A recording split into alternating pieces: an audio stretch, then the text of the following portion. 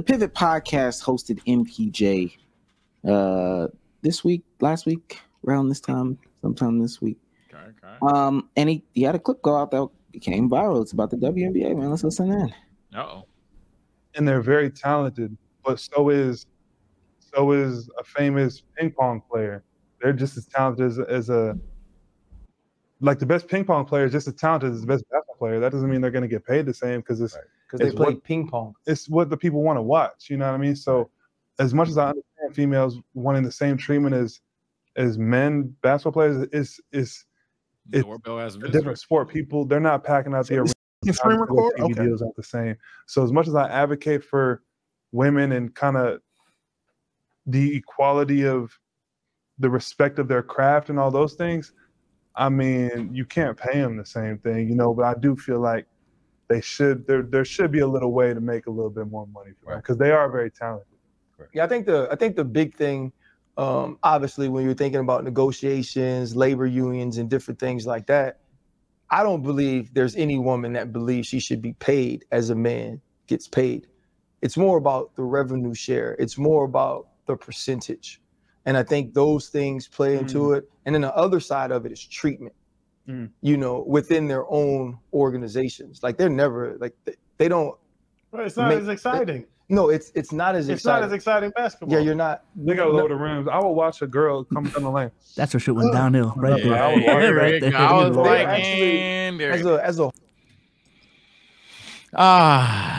I think that's so crazy that Ryan Clark is sitting there discussing the revenue shares and they want to be treated as equal. And Channing Crowder's defense is they want to be equal. They're not entertaining. You want to be equal? You're not entertaining. Who wants to watch this? That is MPJ crazy. To piggyback off of it. Yeah. My thing is like crazy. Ryan hit it on the head. It's not about Caitlin Clark making $260 million. It's about the most damning thing I've felt for the WNBA that one summer they were having like a crazy outcry about it. They still do, but like the craziest one was that picture. I think it was during the Olympics or something. And like the men's facility had all the shit, and then they just had dumbbells and a little rack station. I was like, all right, man. I don't know, nigga. Anybody, LA Fitness type level gym at least, like damn. So if I think in terms of how they're going about their revenue shares, I'm not a NCAA women's basketball professional. I'm not a financial advisor, but they gotta tighten up. That was NCAA. Yeah, I'm about to say I don't know which one it was. They just go about the business more seriously. It seems like the people at the top sometimes just like half-ass it. And that's what I think is a bigger problem than specifically the X player getting X contract because she averages 25 points in the league. I think that's a bigger problem. I'm not gonna lie, this might be taken the wrong way, but I'm at a point with the lowering rims conversation. I understand it's not gonna happen because it'd be too big of a risk. Bro, do it, and I want to test the theory of, okay, they lowered the rims. Are they're y'all dunking actually, now? They're dunking now. Are you actually gonna watch more? Is this actually making you turn on WNBA games? And if the ratings would actually skyrocket? Because if it does, shit, my bad, OG. You might have been cooking. But if it doesn't, like, bro, I'm sorry to tell you, 5 more dunks a game, seeing Caitlin Clark do tomahawk dunks was not making you watch the game. So it's not. I'd argue it's not because of Reese and Clark alone. And I know those are, I believe, 2 college players too, right? Yeah, they're college. Yeah, Caitlin Clark's fucking like amazing in terms of what she does in terms of basketball. The shot she makes. The fuck? You're telling me that Steph Curry, you don't find Steph Curry box office essentially. Now, obviously, she's not Steph Curry, but you know what the fuck I mean. She has very Curry-esque shit going on in terms of what her league has, and you're not batting an eye at it. The idea that you would see a dunk, a rim grazer, or even a tomahawk, you would instantly be like, oh, but I seen Paul George fucking 360 wheel minute on a real rim. All right, man, get out of here, bro. Shit, we find Luka hella entertaining, and you know, I understand like Luka got some highlights on him, but the point still stands. A highly skilled player that isn't athletic, can't jump out the building, is making you tune into Mavericks games and is must watch basketball. I don't know why that sentiment can't happen for women's basketball as well, but In 2016, 2017, Isaiah Thomas didn't sniff a fucking rim, and he was must-see TV. Niggas about to tell me, no one's about to tell me, oh yeah, man, if you can't dunk, I don't want to watch. The people that feel lowering the rim will boost the views aren't going to watch the games regardless. You're not going to watch women's basketball anyway. Even if they did, they put that bitch at 7 feet. You're still not going to watch. The lower rim thing is stupid. I do feel like, in terms of the conversation about revenue shares, I'm not going to lie. I agree that in theory, it makes sense to give them a higher percentage of the revenue share. I don't know how much money they made this year. I don't know how much money they made this year compared to last year, and if it's making more money. But the common theme behind what the W is they're not making enough money to justify it.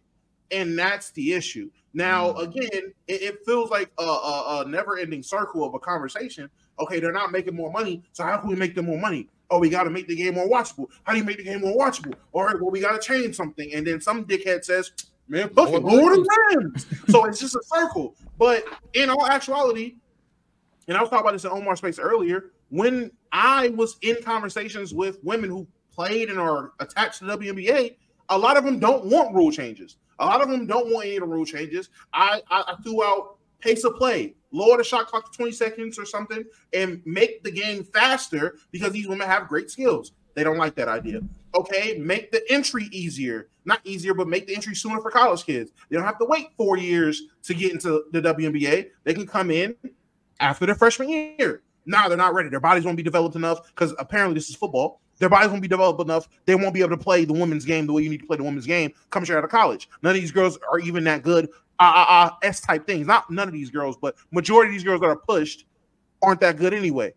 I'm like, okay, so y'all, I also pushed change how it's coached, change the style. Let's get it to where a lot of these women are allowed to actually use their skills instead of having to surrender, defer, and play in these boxes. We have a bunch of dynamic women who grow up. They're all of these mixtapes. They can do all these different things. Then when they get to college, they're put, majority of the time, they're put into a system, they're put into a box, and that is actually added on to when they get to the pros. They're still in somewhat of a box into a system in some form of degree.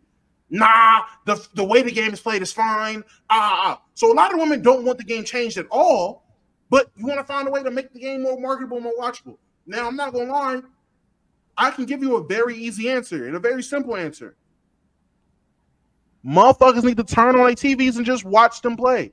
That you will be surprised by how many people have the standpoint of, no, I don't watch that shit, and they've never watched it. It's one thing if you gave it a shot. It's one thing if you genuinely sat and tried to watch a game or two, watch different teams, watch different players.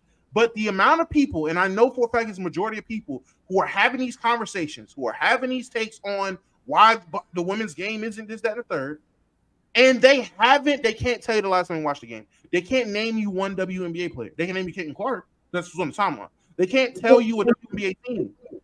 So all it takes is people actually to do their due diligence and actually watch, and you'll be surprised by what you see. You'll be surprised you actually enjoy the game when you take the time to do the work to watch it. People don't want that. People just want to throw it in their face. So many people now don't even watch basketball games. They watch highlights, and if the timeline say something is crazy, then they'll watch. People will wait until a legend of winner says, hey, turn this game on right now, it's crazy, and then they're going to watch the game. Like, so many people don't even watch basketball on the men's side anymore. So it's laziness of fans. That's the problem. A lot of basketball fans are lazy as shit, and they genuinely don't even like basketball. A lot of you niggas just like men.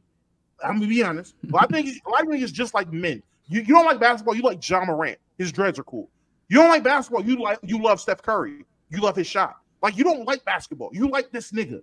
And then the people who do claim to be basketball fans, you're not really basketball. I mean, yeah. I can't say you're really a basketball fan. You're a fan of the NBA. They said you couldn't. They said you couldn't say that when somebody was like, when I talked to somebody in my comments, because I've been going back and forth with this all day. You can't say that if they don't like this one thing, then they don't like basketball, or if they only like this one thing, then they don't like basketball. You can't. They said you can't say that. Why not? And I can say that them niggas are wrong and they're goofy. So, like, what do we? Yeah, if I only talk about Lakers basketball and then I try to act like I know about the Pistons and never seen a game, I couldn't talk about Pistons. What y'all have checked me for that. I'm gonna just say before Omar goes, because this is definitely up his alley. I'm just gonna say, Damo, you hit it on the head. Before I forget it, yeah, it's just the hidden misogyny thing. To be very honest with you, case in point, I know it's not a sport for some of you guys, but like literally in the WWE, when I'm looking at this shit. Because y'all got me watching the shit. Let me put the shit up before someone spoils me now. Literally, I ain't gonna lie. If you're objective about it, and I'm still a casual, I'm working on becoming a non-casual. But if you're objective about it, they're doing way better on the women's side of things. However, how come? And I know I'm not the most popular nigga. This is literally like an 80 viewer, 70 viewer chat. But like, whenever anything is about the women, I know them viewers go down. The chat slows down. But if it's just like Randy Orton on some other shit, it's like, oh shit. So like, I'm not gonna lie. No matter what happens, motherfuckers just like men more when it comes to their sports. And I think that's why they don't want those changes. It's because pride is in the way. It's kind of tough because it's not like an equal harmful thing, but pride is in the way when it comes to those WNBA players. I'll give you that as well. Cause well, let's not I don't even think that it's necessarily WNBA players that might advocate for stuff like that we're talking about, but also I'm gonna make a case about the NBA in a second, so it's gonna get really nasty. So let me say this one, just to be clear, nobody's on this podcast is forcing anybody, advocating for anybody, choking you, saying watch the WNBA. If you don't want to watch it, you don't have to watch it. If you don't want to watch any of our individual streams, don't watch them. Nobody wants a sympathy watch. Nobody wants a pity watch. I'm not for. I'm the odd man out here because I have I like a team in the NBA who's like a lower tier team. I'm not forcing anybody to watch it. I'm not asking anybody to watch it. I really don't give a fuck if y'all watch Hawks basketball at all. I'll watch it because I enjoy the Atlanta Hawks. Simple as that. Period. Point blank. Number two, try to get somebody from the women's hoops community to come on the podcast tonight to really deep dive into this, but couldn't get it done. Just so those that know. Yeah, I think MPJ is stupid for a lot of reasons. Ryan Clark is stupid. What's his name? Channing Crowder is stupid as well. What did Ryan Clark say? Not too much on Ryan Clark. When Ryan Clark sat there and stuttered about when he said they're looking for treatment, and Channing Crowder came in and said this game's just not entertaining. It's just not as entertaining. Ryan Clark followed it up and said it's not. So after we talk about wanting different treatments, the response is it's just not entertaining. Sounds crazy. Like that's a crazy ass response. And you know what's funny? This is kind of why I didn't present it like this on purpose, but it kind of folds in. It comes into the fold.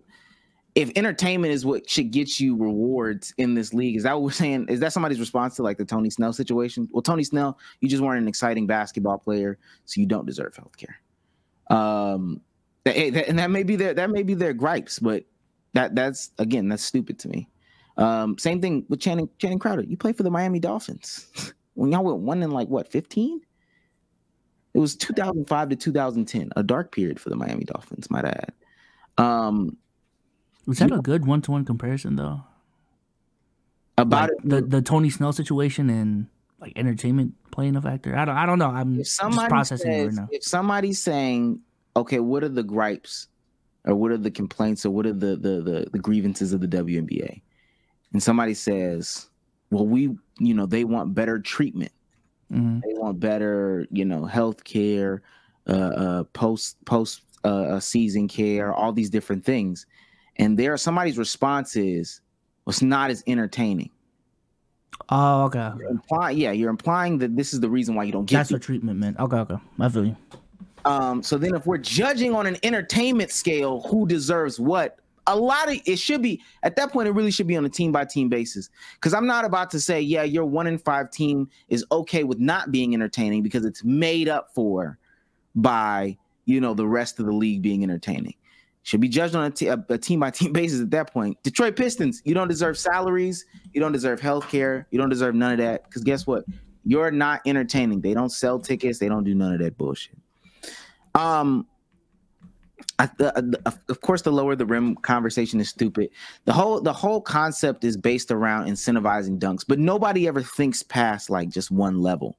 You know, nobody ever thinks past one level. They get you to critically think in like college and work and all this other stuff. If you lower the rims to make it easier to dunk, doesn't it sound like it would be easier to defend as well? Has nobody ever even thought of that? If the rim is now at 9, I was just gonna be averaging 8 blocks a game. That's what they want. They want you to be able to meet under the rim. They want that. What? So yeah. So mind you, I mean, the backboard would be closer, the rim would be closer, everything would be closer. It would just be easier to defend, which would deter paint play in general. Hit your head on the fucking backboard. That might be a safety hazard. And mind you, it's not necessarily about a rim height that encourages dunks. It's about style of play. Look at how the NBA ebbs and flows. You can look at the way that like the NBA's general idea style of play flows, and there's a correlation to how many dunks go up. It's not about height of rim. It's about style of play. If the game is there are more drives now than ever, right? In the current today's NBA. Why are there more drives now than ever? Because the style of play, it's spaced out.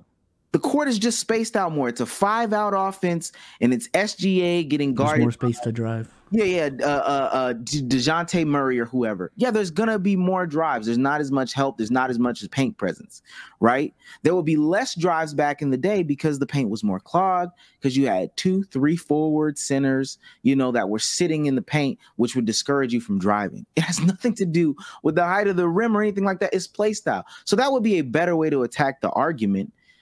But lowering the rims is just like this easy one off here. With the revenue sharing thing, I don't think people understand, and I'm having the conversation right now about revenue and profits. Most people don't run businesses, so I don't understand. They don't understand this. I want to make it clear, though, if the WNBA, it would take a long time for them to make profit. It would. The reason why is because if they doubled how much they made last year, let's just say 100,000 is just an arbitrary number. Let's say they made $100,000 this year, right? Let's say they double that to $100,000 next year. Well, all they would do is just spend that money, right? Now, even for us that run a business, we may not necessarily do it like this, but we should do it like this. We make $100,000 this year. We make $200,000 next year.